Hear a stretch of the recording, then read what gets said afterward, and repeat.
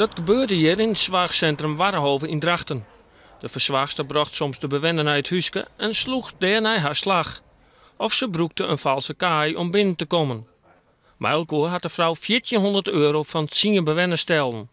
2 jaar lang wie er onrust. Nou, de meesten die hier komen, terwijl die denken we zijn in een veilige omgeving.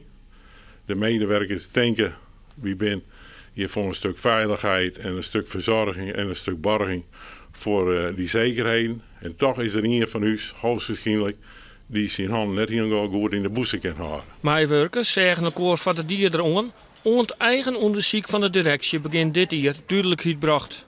Na vorige voorval zelf een camera ongeschaft en die zetten we dan op een bepaald punt del naar instemming en toestemming van de bewoner. En het resultaat weer?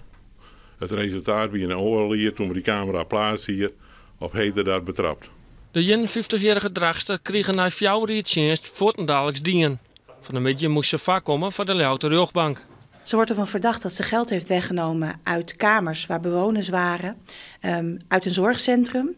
En dat is natuurlijk heel ernstig, want juist in zo'n kamer hoor je je veilig te voelen. En dat voel je niet meer na zo'n ingrijpende gebeurtenis. De stellerij had de 140 bewoners van Warrenhoven nog hield in een besnijing. Ze passen beter op haar beurs en ook de directie is alerter. Iedere medewerker wordt erop geattendeerd.